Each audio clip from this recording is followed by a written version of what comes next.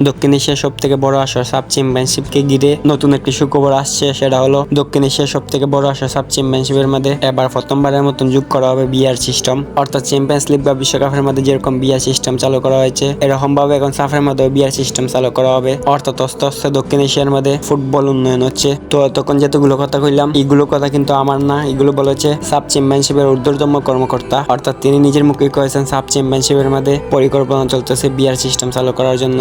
তিনি আরো বলেন সাব চ্যাম্পিয়নশিপের মধ্যে আমজা চৌধুরীর মতন ফুটবলার খেলাতে সাব চ্যাম্পিয়নশিপের মান অনন্য উচ্চতা পৌঁছে যাবে। তো এখন মূলত যে টপিকের কথা বলছিলাম সেটা হলো বিআর সিস্টেম। এই বিআর সিস্টেম এর হলে কিরকম উপকার হতে পারে বাংলাদেশের, চলেন এক নজরে দেখে আসি। মূলত বিআর সিস্টেম চালু হলে বাংলাদেশের উপকার হবে। যেমন দেখেন এফসি এশিয়ান কাপ বাছাই পর্বের মধ্যে সিঙ্গাপুরের ফুটবলাররা বাংলাদেশের ফুটবলারদেরকে ডি বক্সের ভিতরে ফাউল করার পরেও কোনো ধরনের ফিল্ডিং পায় না বাংলাদেশ ফুটবল টিম। যদি এই জায়গাটার মধ্যে বিআর সিস্টেম থাকতো তাহলে ইজি বাংলাদেশ ফুটবল টিম দুইটা ফিল্ডিং পাওয়া যায়, তাহলে কিন্তু বাংলাদেশ এফসি এশিয়ান কাপ বাছাই পর্বের মধ্যে সিঙ্গাপুরের সাথে জিততে পারে। মূলত এই বিআর সিস্টেমের কারণে বাংলাদেশ ফুটবল টিমটা এফসি এশিয়া কাপের মূল পর্বে জায়গা করে নিতে পারছে না। তো এবার যদি সাব চ্যাম্পিয়নশিপের মধ্যে বিআর সিস্টেম চালু হয় তাহলে বাংলাদেশ ফুটবল টিম কোনো ধরনের ফাউল পায়, যদি সেই ফাউলটা রেফারি চোখকে এড়িয়ে যায় তাহলে কিন্তু শেষ পর্যন্ত রেফারি বিআর সিস্টেম থেকে সঠিক ফাউলটা দিতে পারবে। তো এবার যদি সাব চ্যাম্পিয়নশিপের মধ্যে বিআর সিস্টেমটা চালু হয় সব থেকে বেশি খুশি হবো মূলত বাংলাদেশ ফুটবল ভক্তরা। তাছাড়া সাফের মধ্যে আরো যত ফুটবল টিম আছে তাদের দেশে ফুটবল সাপোর্টাররাও অনেক অনেক খুশি হবে, কারণ একটাই বিআর সিস্টেম থাকলে সাফের মধ্যে কোনো ধরনের বাটপারি হবে না। তো মূলত সাফের কমিটিরা সবাই মিলে আলোচনা করেই বোঝা যাবে সাব চ্যাম্পিয়নশিপের মধ্যে বিআর সিস্টেম চালু করা হবে কি হবে না। যদি কোনোভাবে সাব চ্যাম্পিয়নশিপের মধ্যে বিআর সিস্টেম চালু হয়ে যায়